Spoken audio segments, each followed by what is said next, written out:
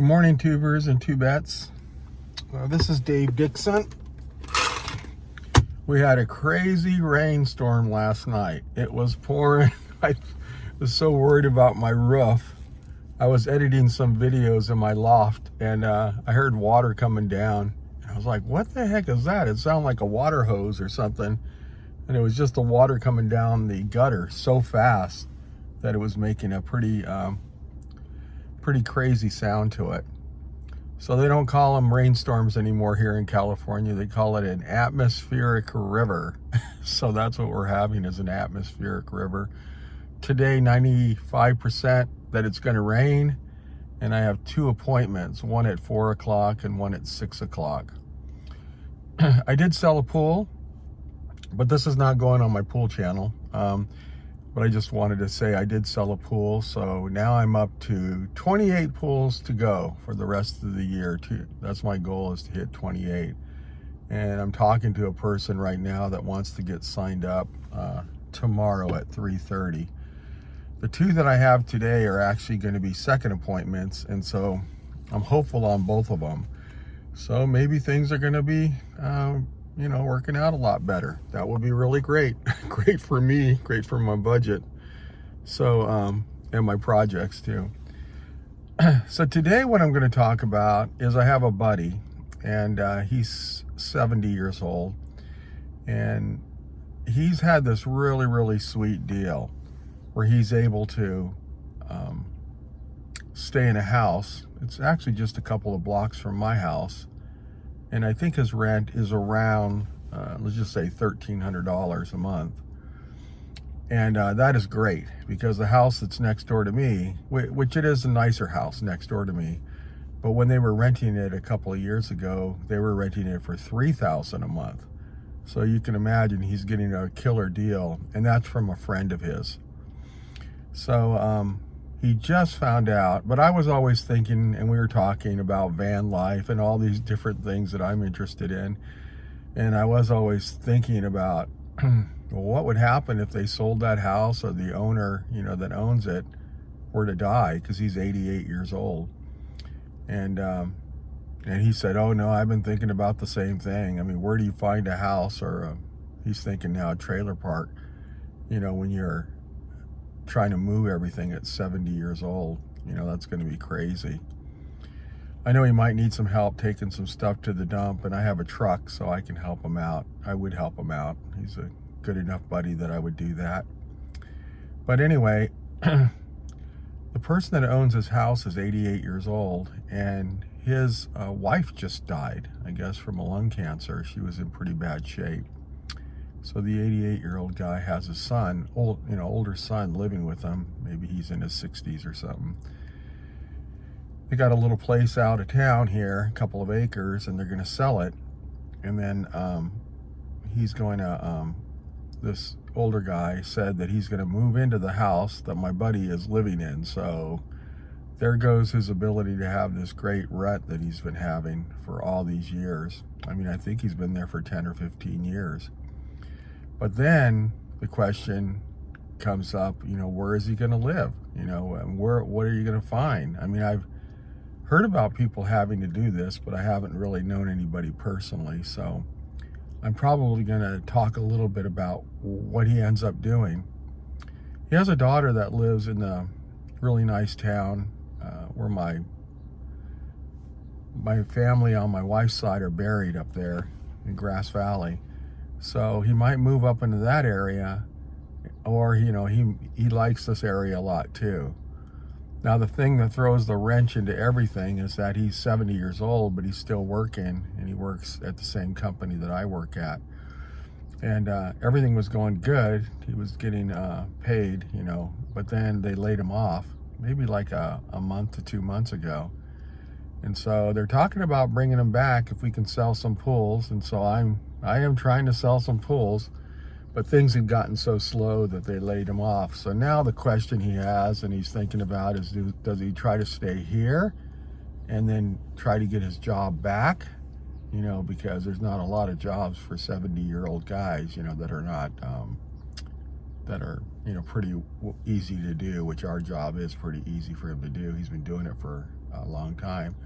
Or does he move to Grass Valley, where he probably won't be able to get a job, or the type of job there might be working from home, you know, on the computer. He's actually very, very good on computers, so he could do that. And so it's kind of interesting. I mean, this is a guy that had the potential, or could have the potential to do van life or something, but I do not see him moving into a van. He's not that adventurous, I would say, and traveling all over the country. But who knows? I mean, you know, when you get in that situation, it might make you do things that you don't necessarily want to do. So anyway, I just wanted to say that because I think that a lot of people are facing that. If they don't have a house, or they don't have an actual place, you know, they're just renting, then they're subjected to the constant rent increases, you know, that happen, you know, as you're renting a house. Or at least if you can get into a house at some point, which I know it's really hard right now, but if you can get into a house, at least your payment will be, you know, steady, and you can plan around that. So it'll be interesting to see what happens. He talked to me yesterday about it. He seems to be pretty positive about it, so that's great. But it'll be interesting when it comes to the point where they say, okay, you got to get out. And maybe he's got a couple of months, you know, maybe longer, depending on how fast that property sells. But I tell you, property does sell really fast out here, so it could happen really, really fast.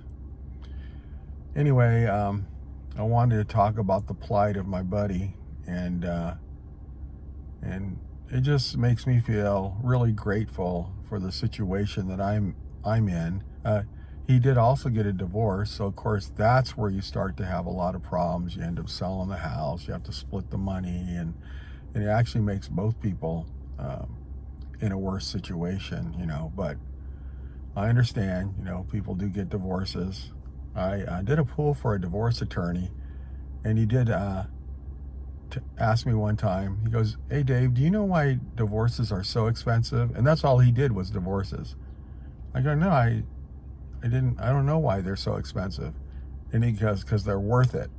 So, you know, I remember that attorney had gotten a divorce too. I think he had had 2 divorces, but the last divorce he had, his wife at the time, she knew he was a divorce attorney, and she knew all the good divorce attorneys. So she went and got herself a woman divorce attorney that was really, really good. And he said he had to carry, or he has to carry $1 million worth of life insurance on himself, with her listed as the beneficiary.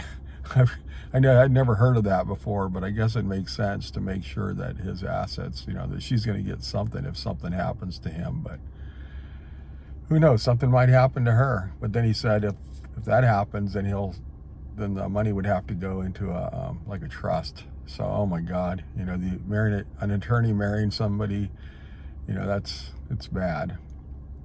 So anyway, that's where he got into the situation where he was renting, and his rent has actually been really below market, and he knows it, and he knows that's been a blessing for him all these years.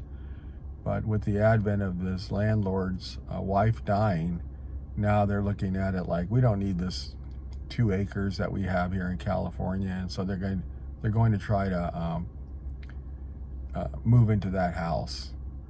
So yeah, I'm worried about my friend.